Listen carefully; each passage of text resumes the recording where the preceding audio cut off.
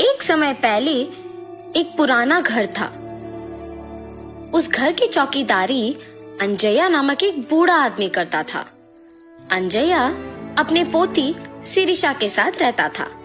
उन दोनों के अलावा और कोई नहीं था। अंजया बहुत मेहनत करता था। उम्र बढ़ने के कारण वो और कोई काम नहीं कर पाता था।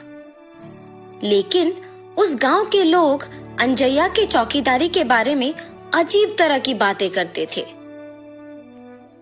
अरे अंजया, घर पे बैठो ना, कम से कम 4 लोगों के बीच में तो रहोगे। उस पुराने बंगलो के लिए क्या ही काम करोगे? भूत वूत घुस गया तो? अरे हम कहाँ भाग सकेंगे बाबू। ऐसे उसे सारे गांव वाले बहुत बुरा कहते थे। इतना ही नहीं, अंजया की पोती के साथ कोई नहीं खेलता था। आज तुम पाठशाला क्यों नहीं आई पूजा? तुम्हारे बगल में बैठने के कारण मेरे माँ बाप मेरा पाठशाला ही बदल दे रहे हैं। हाँ, कम से कम साथ में खेलेंगे ना। बाप रे, माँ मार ही डालेगी मुझे। ऐसे अपमानों के साथ ही अंजया और शिरीषा कई साल बताते हैं। एक दिन जब अंजया अपमान सहन ना करने के वजह से रो रहा था, उसे बंगलो के अंदर से पायल की आवाज सुनाई देता है। अचानक उसे ऐसी आवाजें सुनाई देने पर तुरंत उठ के बंगलो की ओर देखता है। वो पायल की आवाज और कदम उसके ही ओर बढ़ते हुए सुन के कांपने लगता है। कांपते हुए अंजया को एक लड़की का आवाज सुनाई देता है। अंजया, मैं इसी घर का मालकिन गोपी लीला हूँ। इतने साल मेरे घर की देखभाल करने के लिए धन्यवाद। मुझे पता है कि तुम इस घर की चौकीदारी करने के लिए कितने अपमान सह रहे हो। माता, क्या आप सच कह रहे हो? लेकिन मुझे सिर्फ आपका आवाज सुनाई दे रहा है। आप दिख नहीं रहे हो। आप क्या भूत हैं? क्या आप मुझे मार देंगे? अंजया, नीचे तो देखो। ऐसे उस आत्मा के कहने पर जब वो नीचे देखता है तो सिर्फ उनके पैर दिखते हैं। वो पैर दिखने में बहुत ही सुंदर थे और पायल से सजे हुए थे, मगर सिर्फ उनके पैर दिखने के कारण अंजया दंग रह जाता है।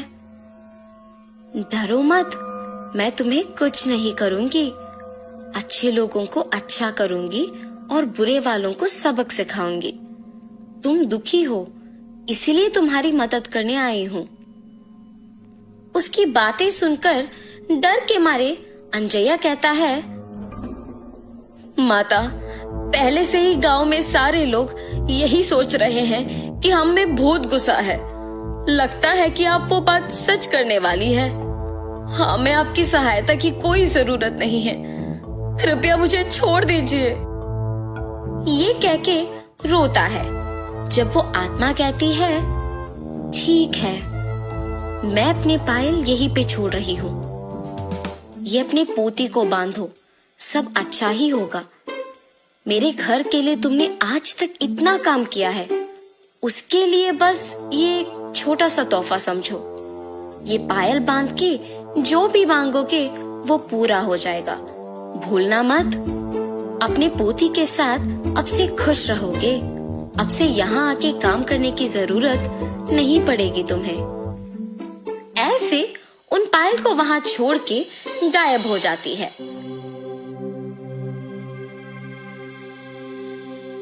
अंजया उन्हें लेकर घर जाता है। घर पहुंच के अंजया सोच में पड़ जाता है कि पोती को कैसे समझाएगा ये बात। उतने में पोती घर पहुंचती है। दादाजी, क्या हुआ? आप दुखी क्यों दिख रहे हो? शिरीषा, मैं तुम्हें एक बात बताऊंगा, मगर तुम्हें डरना नहीं है, ठीक है? ऐसे शिरीषा को सब कुछ बताते हैं। दादाजी के हाथों से पायल लेके कहती है, हाय भगवान, कितने सुंदर पायल है। गोपी लीला जी बहुत अच्छे हैं। उन्हें भूत के नाम से मत पुकारो दादाजी। उन्होंने अगर इतना अच्छा तोहफा मुझे दिया तो ही सोचिए। ऐसे खुशी के साथ कहती है और अपने दादाजी से वो पायल बंधवाती है। बेटी शिरीषा, याद है ना, इन पायल को पहन के जो भी मांगो वो हो जाता है, इसीलिए ध्यान से रहना। सब कुछ पता होने के बावजूद शिरीषा बिना कोई डर के साहस के साथ उन पायल को बांध के पूरा घर चलती रहती है। उस रात को शिरीषा को खिला के सुलाने के बाद अंजया भी सो जाता है। शिरीषा पायल के सहारे उड़ते हुए नीचे का सारा धरती पूरा सुंदर दिखते हुए, उसके ही साथ सारे पक्षी उड़ते हुए बादल के बीच में से हंसते हुए खेलते हुए दिखाई देता है। कितना सुंदर सा भावना है।